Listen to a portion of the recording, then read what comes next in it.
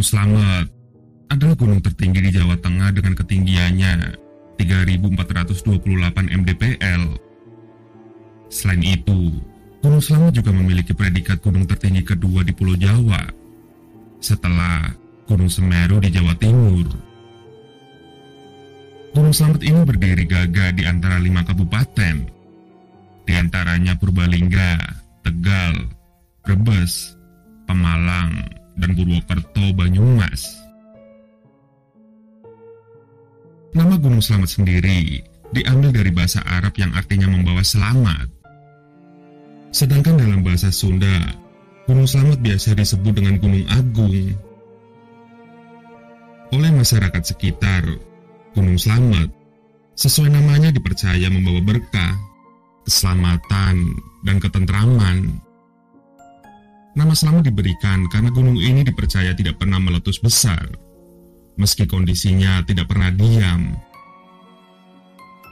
Gunung Slamet selain menyimpan keindahan, di dalamnya juga tersimpan berbagai cerita mistis dan mitos yang hingga sekarang dipercaya oleh kalangan orang, khususnya warga di sekitar Gunung Slamet.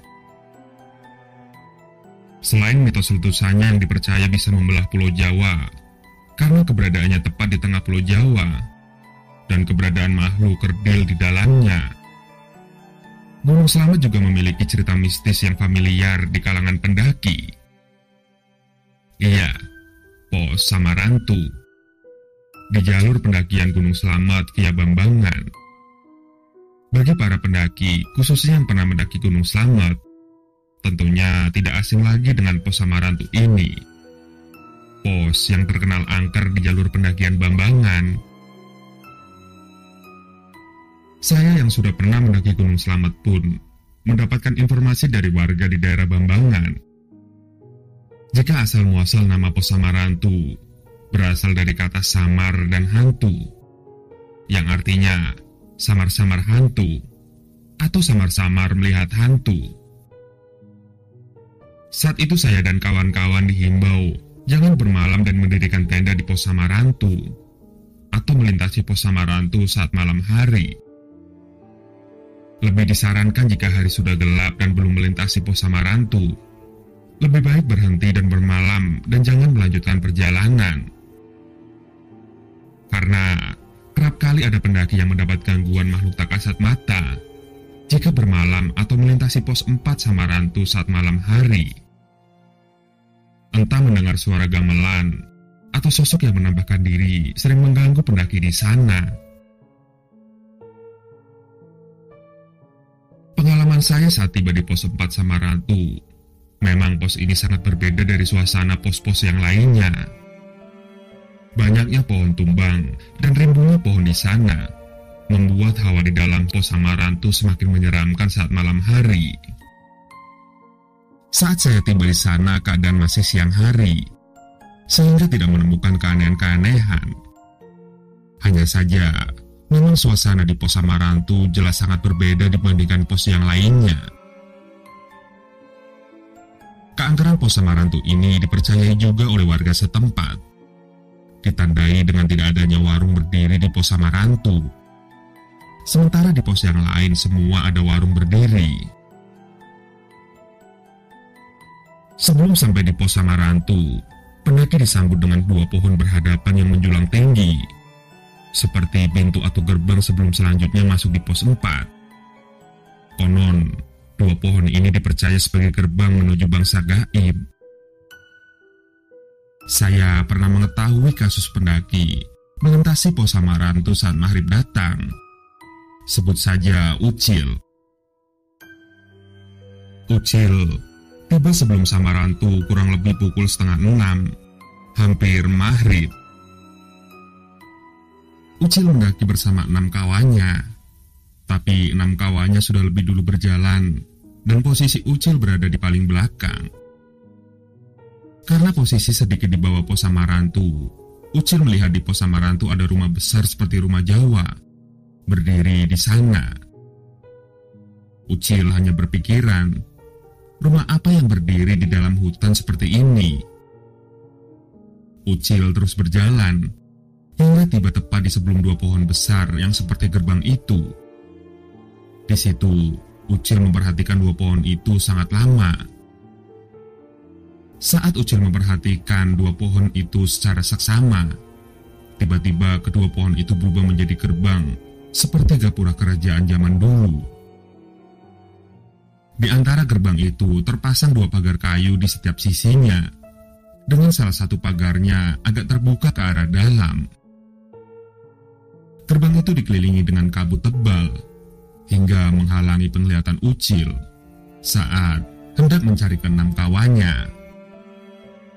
Ucil hanya berdiri terpaku melihat gerbang itu, hingga tiba-tiba salah satu kawannya, sebut saja Melati, memanggil dan muncul di antara gerbang itu. "Ayo Cil, udah ditunggu di depan. Lu kenapa sih?" ucap Melati. Saat Melati muncul, gerbang itu tiba-tiba berubah ke sedia kala, yaitu dua pohon besar yang menjulang tinggi. Melati kembali ke atas, dan Ucil memberanikan diri melintasi kedua pohon itu.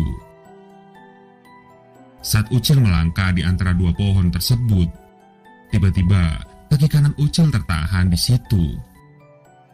Tubuh Ucil diam terpatung. Ucil hendak memanggil Melati kembali, tapi Ucil tidak bisa bergerak seperti ada yang menekan badan Ucil di antara pohon itu. Hingga akhirnya Melati menoleh ke belakang, bingung, dan melihat Ucil yang hanya terpatung di antara dua pohon itu. Melati kembali menghampiri Ucil. "Lu kenapa sih, Cil?" tanya Melati dengan menarik tangan Ucil. Ucil mulai bisa menggerakkan badannya lagi, dan Ucil melangkah cepat menghampiri kawan-kawannya di depan. Saat hari sudah gelap dan sudah melintasi pos Samarantu, tiba-tiba Ucil dikagetkan dengan apa yang dilihatnya. Jadi, saat Ucil berjalan dan menerangi belantara di sebelah kanannya, terdapat banyak sekali makhluk gaib berjajar sangat banyak di sepanjang jalur. Saat Ucil menerangi sebelah kiri, ternyata juga sama. Banyak sekali sosok makhluk gaib di belantara sebelah kirinya. Tapi semuanya hanya diam, memperhatikan. Kedatangan Ucil dan kawan-kawannya seperti disambut. Setelah melihat itu, Ucil hanya bisa melihat ke arah tanah. Hingga akhirnya Ucil melihat tangan keluar di antara semak-semak di depannya dan menarik kaki Melati, hingga membuat Melati terjatuh. "Lu kenapa, Mel?" tanya Ucil. "Gak apa-apa, Cil. Kesandung aja gua," jawab Melati. Melati merasa hanya kesandung akibat batu atau akar di jalan. Sementara Ucil melihat dengan jelas ada tangan yang menarik kaki Melati hingga mengakibatkan Melati terjatuh.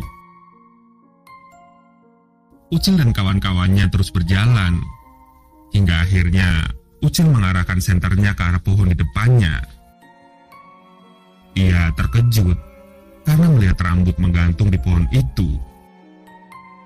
Sebelumnya, Ucil mengira itu akar atau ranting pohon yang panjang. Namun ternyata itu rambut panjang yang terurai menggantung. Cahaya senternya diarahkan mengikuti rambut itu. Makin terkejut Ucil. Ternyata di pohon itu ada perempuan dengan posisi terbalik dan menggantung menghadap ke arah pohon. Setelah melihat itu, Ucil kembali mengarahkan pandangannya ke tanah karena ketakutan. Ucil hanya bisa diam dan memilih bercerita nanti saat sudah sampai di bawah. Agak lama berjalan, akhirnya Ucil dan kawan-kawannya tiba di pos 5 dan bermalam di sana. Paginya saat hendak samit, hujan angin datang, hingga mereka semua memutuskan untuk turun. Mereka semua turun saat siang hari, hingga melintas pos Samarantu dengan keadaan masih terang, tanpa terjadi keanehan apa-apa. Akhirnya, Ucil dan semua kawannya tiba kembali di basecamp pendakian Gunung Slamet via Bambangan.